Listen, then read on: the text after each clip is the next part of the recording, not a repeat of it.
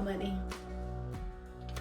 Let's talk about budgeting, a plan, goals for your money, or the lack thereof, which I feel like growing up, I was not taught about money. I was not taught about how to budget. Hey y'all, it's Skill.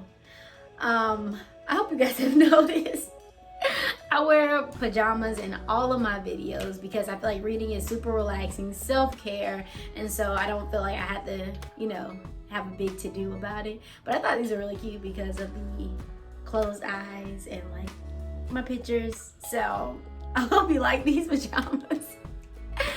But for real, let's talk about money.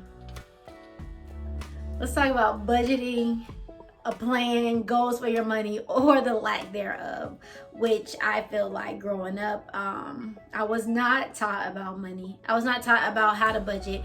The only advice I can really remember is one day my mom was like, don't get a lot of credit cards. Not even why, but don't get a lot of credit cards. So when I got my first big girl job, I did not save well. I think I am very good at like saving for what I want. If I know I want a pair of shoes, if I want to go on a trip, like I can save, I can sacrifice, I can do all of that.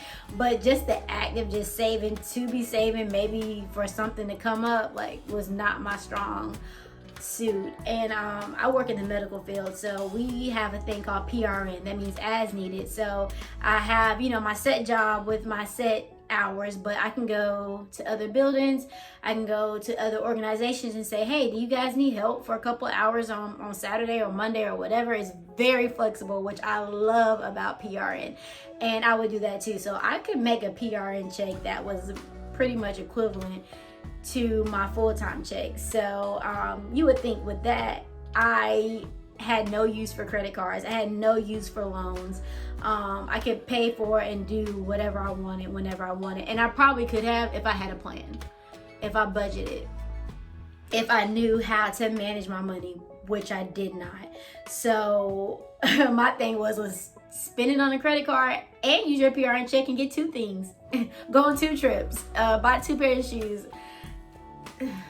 I'm embarrassed, totally ridiculous. So with my big girl job, I racked up like $25K in debt. And like I said, it was just ridiculous to have all that debt and then to make as much as I did and to work whenever I wanted to add to whatever I was making. It was absolutely ridiculous to like be living paycheck to paycheck. But like that's how it is when you don't have a plan, when you don't have a budget. And so one day, when you get sick enough and tired enough, like you will change. And so that's what happened. I got sick and tired of wondering where my money was going, and I changed. And so I had to make the ultimate sacrifice of moving in with my parents and saving money. But in 2 years, I was able to pay off all that debt. I now budget, I now plan, I now know where every dollar is going all the time. So during my journey, like I turned 30, right? And I was looking for something to wear for my 30th birthday. And I came across, it was a dress. And it was like $33. And it's funny because I would, before I, got really tight and really was planning my money out, I bought a $200 dress like that. No worries. And so I called my friend and I was like, I really want this dress. It's $33. Like, I don't know. And then you got to ship it and then you got to handle it. And my friend was like, just Skill, it's $33. If you don't buy the dress and get off my phone. And I laughed because it's a total mindset change. Like it's not always necessarily how much you make or when you get paid every month. It's your behavior patterns. So I had to really learn my behavior patterns and my spending habits and where and why and how all of those came together to get me 25K in debt. And so I learned from people like Dave Ramsey, Chris Hogan, the Budgetista. And so like I said before, like I'll probably always say, you definitely have to take the advice that you can get, take what you need out of that advice and leave what you don't. And so if you have any embarrassing budgeting and money spending stories, like, please let me know. Please leave them in the comments. And if you also have a triumphant story about how, you know, you learn your money habits, please leave them in the comments. And please, you know, remember to subscribe to Sit with Scale. And let's get to the book review. So this is Everyday Millionaires. It's by Chris Hogan. Chris Hogan is a Dave Ramsey personality, so he teaches the 7-step baby system. I know people either love Dave Ramsey or they hate Dave Ramsey, and I'm the type of person with advice, you take what you can use, what you need, what can apply to your life, and then you leave what doesn't. And so growing up until I read this book, honestly, I felt like a millionaire was a person who made $1 million a year. I mean, it makes sense, right?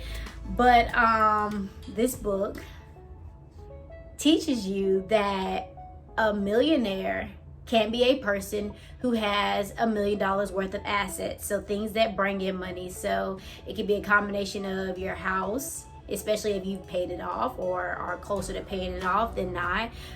Your 401k, if you invest in stocks and things like that. And so all of that together makes a millionaire if all of it equals $1 million. And so I mean, that's one of the things that, like I said, growing up, I didn't learn a lot about money. I didn't learn about habits and things like that.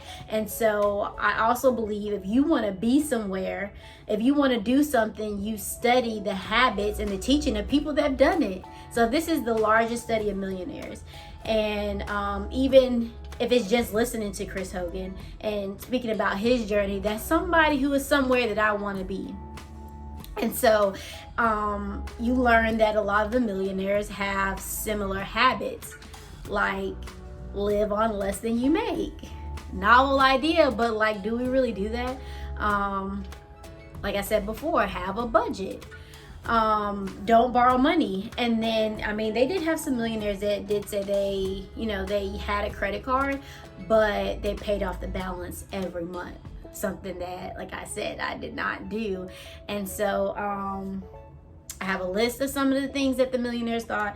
So millionaires take personal responsibility for their money decisions. It's not based on anybody else. It's not based on the government. Practice intentionality with their finances. Like I said, have a budget. Have a plan.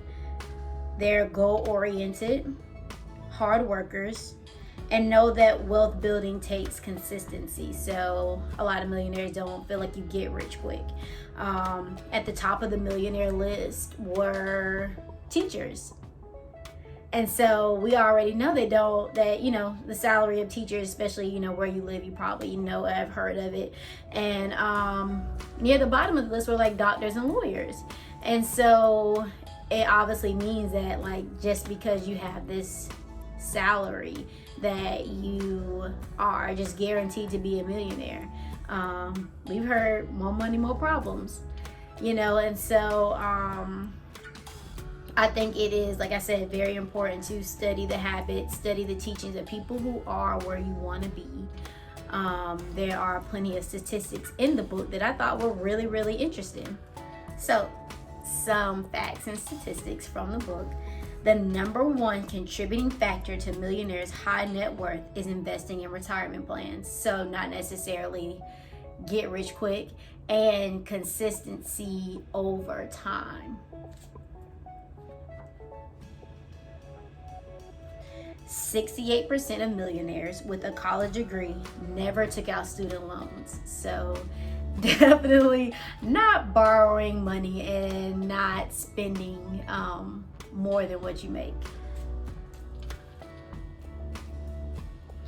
Only 15% of millionaires are in senior leadership positions in their company, and only 7% are C-suite executives. So, like I said, it doesn't matter necessarily what your job is, it's your spending habits and your plan for your money. 95% of millionaires plan ahead and save up for big expenses, compared to 67% of the general population. 80% of millionaires are married compared to 49% of the general population. So I think that contributes to having a plan, sticking to your plan, working it out, not giving up, being consistent. And we're not going to get into like, reasons why you might not want to stay with a person, but just, sticking to the basics. So, like I said, Everyday Millionaires by Chris Hogan. I mean, personally, I'm not going to go to a person who doesn't eat right, doesn't exercise, doesn't get adequate amounts of sleep, and stays up all night and ask them how to be fit. And so, same thing, if I know and can see your spending habits, that you don't save, that you don't budget or have a plan for your money, I'm not really going to go to you for advice. So, as I mentioned before, take what you can use and leave what you can't.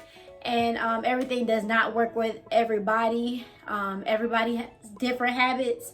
So there's not a one size fits all plan for anybody. But I do highly suggest going to somebody who is a millionaire and ask them, like, how did you do it? Or anything that you want to do in life. If they have a business, if they have a nonprofit, if they've wrote a book, I'm going to go to those people before I go to people who haven't done it yet. And not saying that they can't do it yet either, but then maybe those people can come to me. So, make sure you subscribe to my YouTube channel. Make sure you comment, like it, and also there's a little bell, and you should hit that to get notifications every time a new video posts, which is every Thursday, at least by 5 p.m. So, I will see you next Thursday by 5 p.m.